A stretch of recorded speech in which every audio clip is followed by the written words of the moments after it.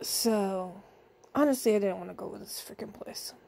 You know what? I don't even care. I'll put out the fucking name because I don't go to the hospital. Elliott. Elliott Hospital in New Hampshire, their palliative care just denied me. And I only went there because my infusion nurse recommended that I try there. I honestly need somebody that comes to the home. And I understand that. But tried Solutions like 2 years ago or a year ago. I don't even remember. It's been a fucking blur. And they said they didn't have staff and to try Elliott. At the time, I didn't like the sentence that was on Elliott's page. So on Elliott's Palliative, it says we don't take chronic pain patients or primary psychological cases. So I didn't like that. Because I swear to God that implies that, like, they don't want chronic illness. They don't want EDS. And I'm not saying everybody with chronic illness is a psych case. But probably by the time we get to them, we are. Let's be honest. By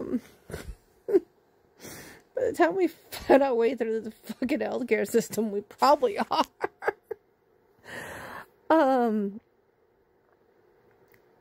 I am back 90% bedbound.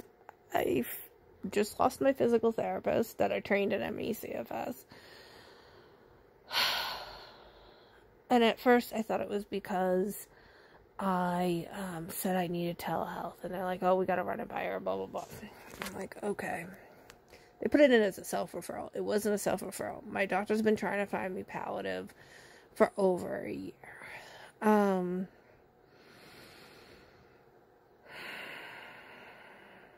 I was a palliative nurse for 15 years. I told everybody the benefits of accessing palliative early and the fact that it can improve your disease symptom management, your quality of life, everything.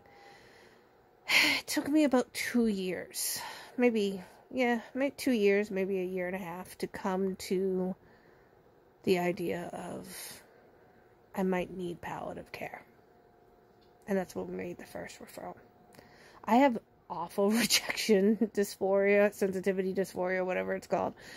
And the rejection of them rejecting me from Southern, I do still go there. I probably shouldn't mention them, but I do occasionally go there.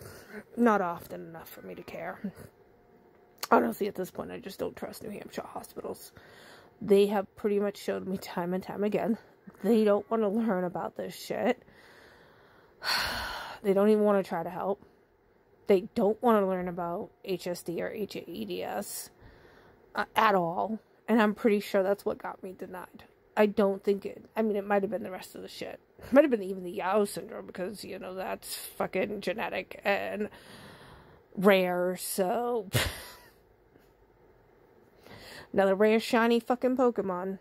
Anyways... I'm trying to breathe.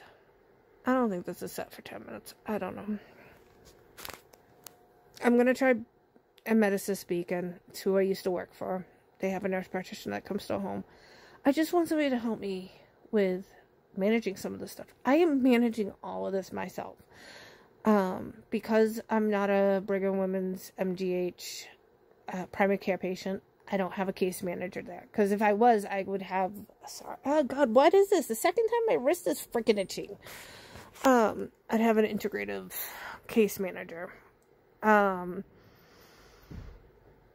she would help me with some of this stuff. I used to work with them a lot in home health. They're amazing. My PCP, I do have a care manager. But really, all she does is track down my doctors to get orders and stuff. None of this other stuff. She's not a nurse either. It's like a community care manager, I guess. I don't know. Aetna sucks. I keep Aetna because they're supposed to cover nutrition, even though they're currently, for my eating disorder, fuck, I said the word, my ED, Mr. Ed, even though they're currently denying. So, I might have kept Aetna for nothing.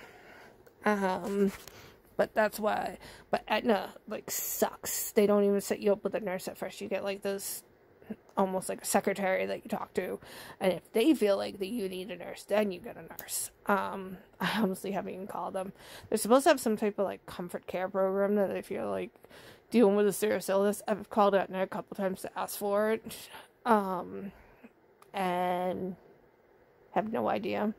They're supposed to be with Landmark that will come to the home too, so I wouldn't even be looking for palliative. What I'm looking for is when I'm this severe where I can't get out of bed and I can't leave the house, if something was to go fudging wrong, I could have somebody come and see me and keep me out of the ER. That was my goal. They never even asked me my goal of care. My goal of care is to keep me out of the ER. Like, mostly because it's traumatic. And it kills my ME CFS. But they never even asked me my goals of care. I told them I didn't want opioids, so, like, because I don't. My PCP it prescribes my small amount of tramadol I get and my Flexeril, and when my potassium finally settles out, we'll probably prescribe the baclofen that the OT recommended. So, because I don't want them to prescribe meds, at least right now, there's nothing they can do. That's not true. Palliative is about goal management, goals of care, figuring out your goals of care, figuring out your advanced directives, figuring out risk versus benefit. There's so much to palliative care. Helping families understand. But literally, because I didn't want more drugs right now, which they clearly say on their page they don't want to prescribe anyways. No, what it was is I'm too freaking complicated and they don't want to learn about this stuff. That's what this is. I'm really freaking disappointed, and I'm honestly a little broken because, like, for 15 years I told people, I told MS patients, I told everybody to access palliative care early so you can, like, because the studies show the sooner you access palliative care, like, the better, like, choices for care are made and all that stuff. And honestly, my doctor's already treating me that way. Like, we know I have severe gastroparesis.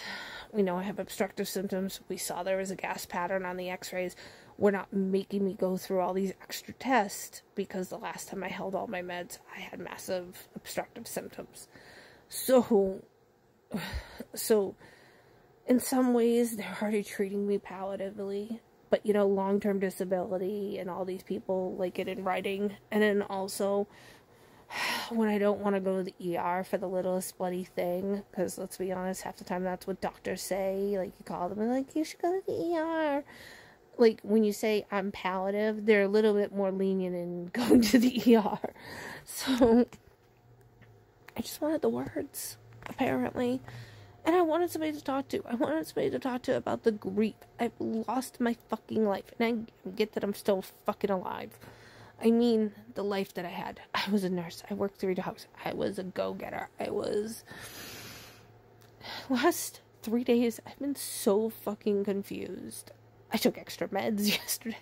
I mean, and I know some of this will get better as the inflammation from new COVID, as I call it, goes down. And I thank Rodney for the 1% better, because I am 1% better today. I made phone calls, so even though one of them's been triggering, but I'm 1% better today, and I have not been raging short of breath just walking to the bathroom. And I can speak sentences, mostly, kind of, without huffy puffy. So I am 1%. Actually, I'd probably get myself 3% better today. So thank you for Rodney for helping me with that. But not only is this killing me as a complex, severe, serious, that's what some of the palliative call it, serious chronic illness patient, but it's also killing me as a former palliative nurse, because I feel like my whole career was a bloody fucking lie unless you checked a box. And that, and even my patient that checked the box, she still got palliative care for a while. So apparently this is a new thing where they just don't want us